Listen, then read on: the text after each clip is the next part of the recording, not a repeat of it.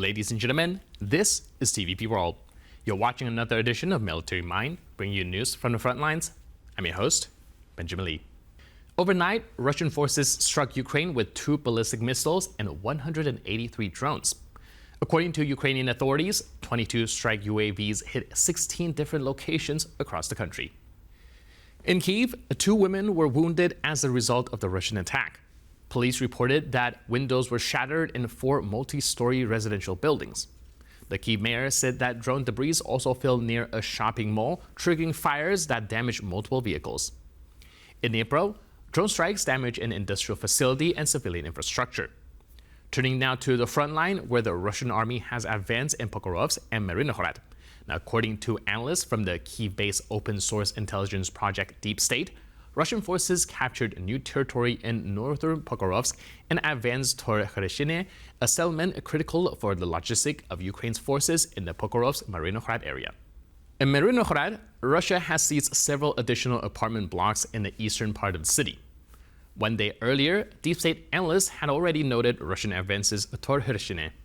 In addition to infantry, the Kremlin is actively deploying military equipment, installing electronic intelligence systems, and dispersing drone operators across the area, whose UAVs are now effectively controlling the logistics of the Pokrovsk-Marinogorod front.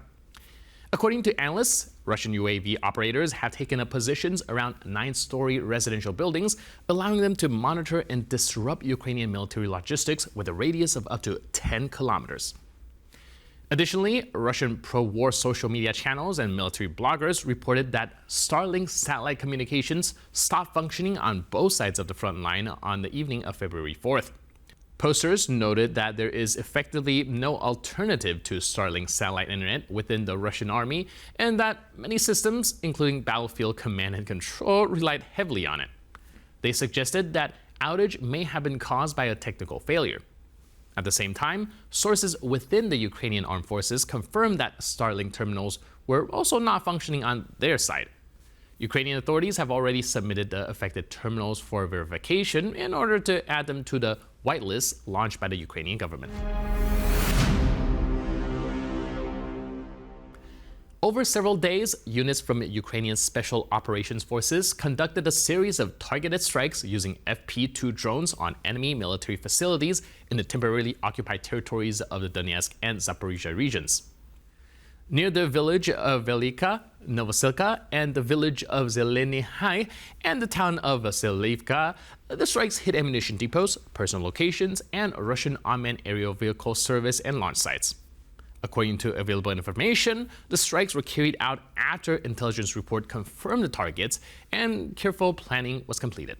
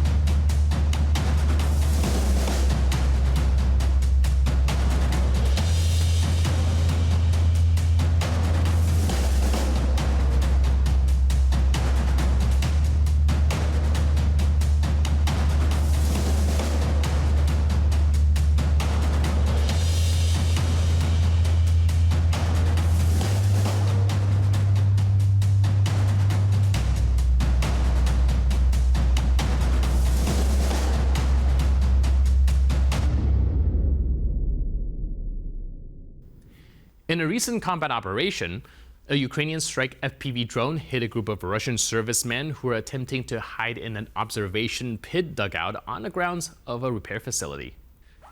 The use of FPV drones allows Ukrainian units to effectively engage small and concealed targets, particularly in enemy's rear areas where Russian forces are trying to repair equipment or regroup. Repair bases and auxiliary facilities, which Russian troops use not only to serve as equipment but also to shelter personnel, remain priority targets for Ukrainian strike UAVs.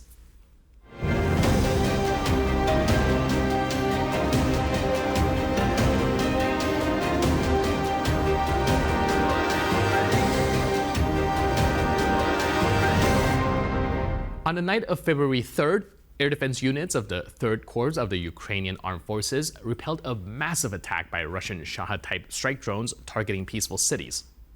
According to confirmed data, 33 of the inbound UAVs were destroyed still in the air. The Russians used the drones to terrorize the population, but thanks to the coordinated work of air defense units, the threat was neutralized while still in flight.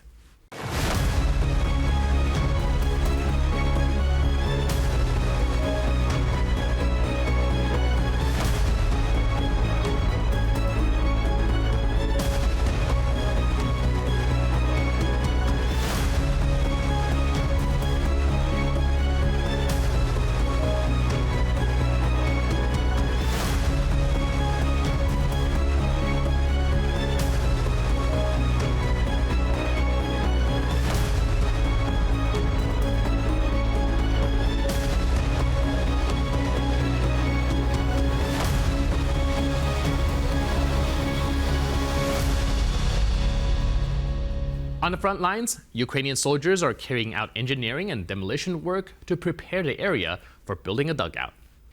In tough conditions and with limited time, they're using proven methods to quickly construct shelters and reinforce defenses.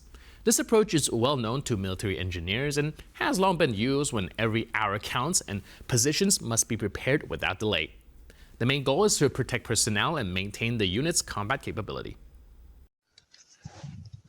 Копаємо бліндаж. Це було 2 штуки. Нам оказалось этого мало. Взяли ще 5. Давай, вогонь!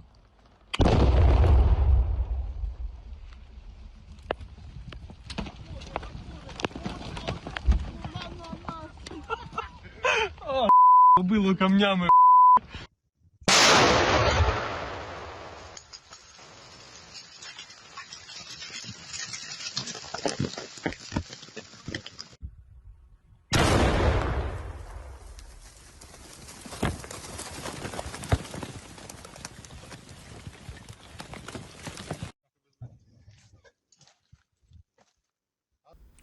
During a recent mission, Ukrainian National Guard troops delivered a precision strike against a S-300V air defense system, destroying one of the Russians' most expensive and critical air defense assets.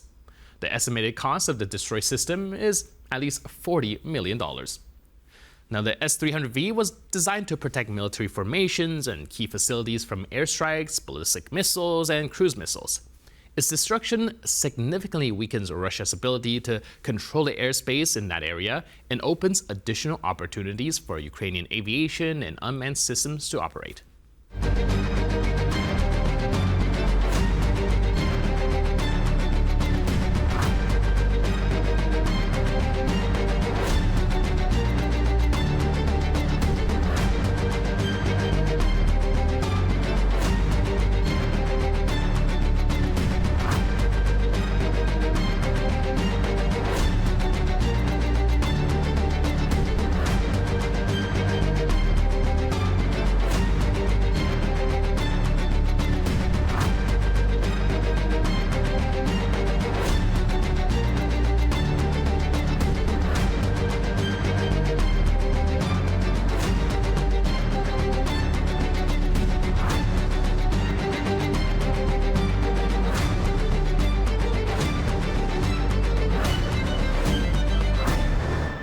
We close out this episode with footage showing a unit from the Russian Armed Forces 1472nd Motorized Rifle Regiment attempting to use a drone with a UAV failing before even taking off.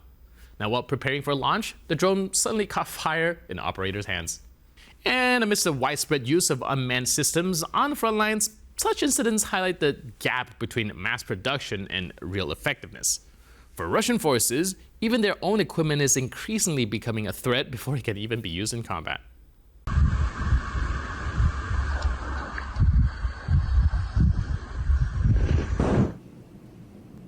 And with that footage, we conclude this edition of Military Mind. But for more news, update, and commentary, please stay tuned to TVP World.